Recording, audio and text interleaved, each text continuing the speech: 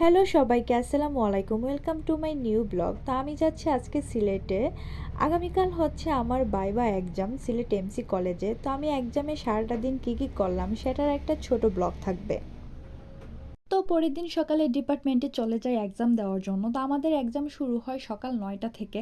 আর আমার সিরিয়াল ছিল ২২ নাম্বারে। আমার ১১টার পরপরই এক্সাম শেষ হয়ে যায়।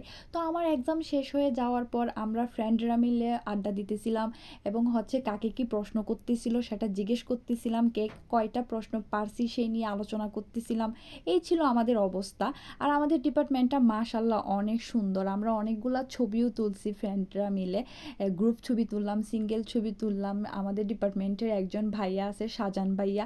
উনি অনেক ভালো, ওনাকে নিয়ে ছবি তুললাম। তো আমার ইচ্ছা ছিল ডিপার্টমেন্টে শাড়ি পরে যাওয়ার জন্য, কিন্তু আমার শাড়ি পরা হয় না একটা সমস্যার কারণে। পরে আমি আমি আমি আমার প্রফেশনাল ক্ষেত্রে আমি শাড়ি পরে যাই।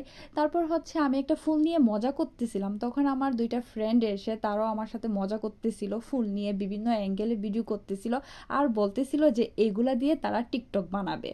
দেন আমরা চলে আসি শহীদ মিনার প্রাঙ্গণে, কারণ ওইখানে একজন মামা খুব ভালো বেলপুরি বানায়। ওনার বেলপুরি আসলে মিস করার মতো না।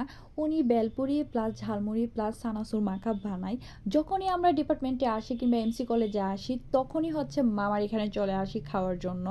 আর মামা খুবই টেস্টিভাবে এগুলা বানায়, আসলে না খেলে বোঝা যাবে না। আর হচ্ছে আপনারা আমাদের জন্য দোয়া করবেন। আলহামদুলিল্লাহ আমাদের সবার এক্সাম ভালো হয়েছে। এখন জাস্ট আপনারা আমাদের জন্য দোয়া করবেন যেন আমাদের রেজাল্টটা খুব ভালো আসে। আর ভাইভা এক্সামের মাধ্যমে আমাদের সবার স্টুডেন্ট লাইফ শেষ। ধন্যবাদ সবাইকে সাথে থাকার জন্য।